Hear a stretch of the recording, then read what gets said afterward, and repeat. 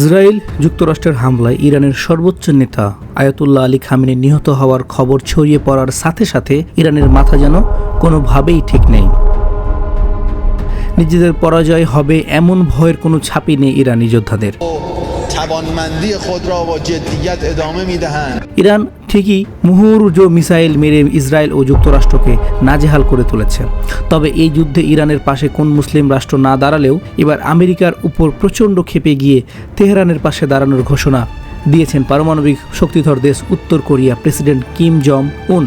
আমেরিকার শত্রুদের ইরানের সঙ্গে অনেক আগে থেকেই ভালো বন্ধুত্ব রয়েছে কিম জং উনের। আর ইরানের উপর হঠাৎ ট্রাম্প নেতানিয়াহুর যৌথ বিমান হামলা মোটেই সহজভাবে নেননি উত্তর কোরিয়ার এই শক্তিশালী নেতা।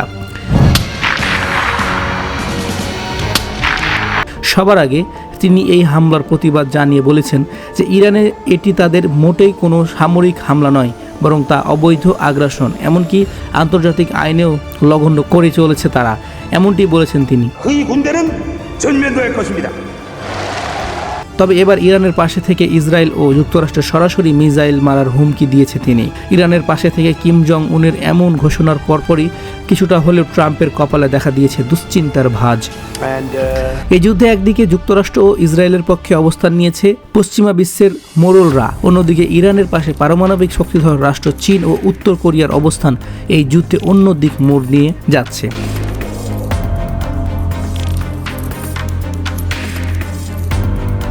কিম জং উন জানিয়েছেন, আমেরিকা ইসরায়েল বরাবরই অন্য দেশে অযথা গ্যাংস্টারের মতো গুন্ডামি করে থাকেন, আর তাই তাদের কাছ থেকে এর চেয়ে ভালো কিছু তিনি আশা করেন না।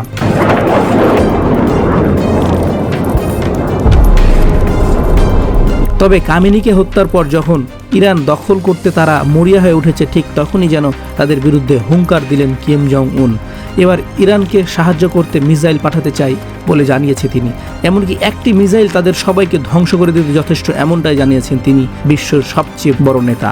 আধুনিক পারমাণবিক অস্ত্র মিসাইলের সমৃদ্ধ ভাণ্ডার রয়েছে কিম জং উনের কাছে, আর তাই নিজের দেশ এবং বন্ধুত্ব দেশ ছাড়া কাউকেই তোয়াক্কা করেন না উত্তর কোরিয়ার এই নেতা। বিশেষ করে আমেরিকা আর ইসরায়েলকে তো পাত্তাই দেন না তিনি। তবে কি এবার ইরানের পাশে দাঁড়িয়ে ট্রাম্পকে উচিত শিক্ষা দিতে চান পারমাণবিক শক্তিধর দেশের প্রেসিডেন্ট কিম জং উন? সেটি সময়ই বলে দেবে। এদিকে নেতানিয়াহুর বাসভবনে ইরানের হামলার পর আতঙ্কে দিশেহারা হয়ে পড়েছে ইহুদিরা। ট্রাম্পের যুদ্ধবিরতির প্রস্তাব সরাসরি নাকচ করে দিয়ে একের পর এক মিসাইল ছুড়ে মার্কিন ঘাঁটি ও ইসরায়েলের স্থাপনাগুলিতে দিচ্ছেন ইরান। তবে কি তৃতীয় বিশ্বযুদ্ধের মুখোমুখি হচ্ছে সারা বিশ্বের মানুষ?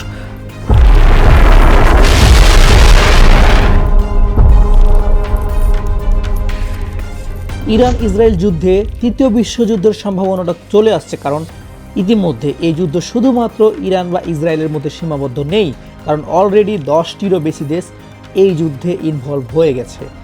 চায়না, উত্তর কোরিয়া, অনেক দেশ ইরানকে গোপনে গোপনে সাপোর্ট করছে, এবং উত্তর কোরিয়া তো সরাসরি নাকি এটা বলেছে যে সে অস্ত্র দিয়ে ইরানকে সাপোর্ট করবে।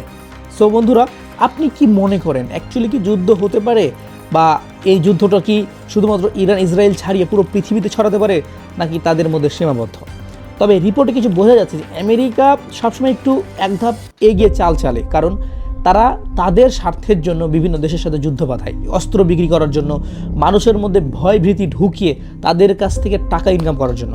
এখন প্রশ্ন হতে পারে যে এই যুদ্ধের মাধ্যমে কিভাবে আমেরিকা টাকা ইনকাম করবে? উত্তরটা অনেক সহজ, কারণ আমেরিকার কাছে রয়েছে আধুনিক অস্ত্র। তারা অস্ত্র তৈরি করে। দেখুন, সাধারণ যে দেশগুলো তাদের কাছে অস্ত্র থাকে না, তারা নিজ দেশে অস্ত্র বানাতে পারে না, কিন্তু আমেরিকার কাছে থাকে। এখন আমেরিকা সেই অস্ত্রগুলো অনেক অনেক দাম দিয়ে এই দেশগুলোর কাছে বিক্রি করে। আমেরিকা কিছু না করে অনেক টাকার মালিক হচ্ছে শুধুমাত্র অস্ত্র বিক্রি করে। কারণ যতক্ষণ মানুষ ভয় করবে না যে না যুদ্ধ হতে পারে, ততক্ষণ তো মানুষ অস্ত্র কিনবে না। কিন্তু যখন মানুষ এটা ভয় করবে বা কোনো দেশ বুঝবে যে না সামনে থার্ড ওয়ার্ল্ড ওয়ার হতে যাচ্ছে, যুদ্ধে আমাকে প্রস্তুত থাকতে হবে, তখন মানুষ অস্ত্র কিনবে। আর যখনই মানুষ অস্ত্র কিনবে, তখনই আমেরিকা মুনাফা অর্জন করবে। সো যুদ্ধ লাগানোর পেছনে, মানে আমেরিকা যখন অন্য একটা দেশের সাথে যুদ্ধ লাগায়, তার পেছনে সৌমেন রিজন থাকে। এর মধ্যে অনেকগুলো রিজন আছে। এর মধ্যে একটা হচ্ছে অস্ত্র বিক্রি করা এবং মানুষের মধ্যে এক প্রকার বিভ্রান্তির সৃষ্টি করা, যেন সবাই আমেরিকাকেই দেবতার মতো পূজা করে, তাকে সর্বশ্রেষ্ঠ ভাবে।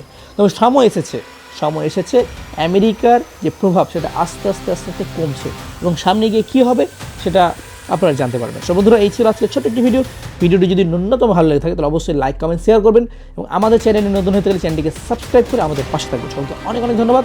আসসালামু আলাইকুম।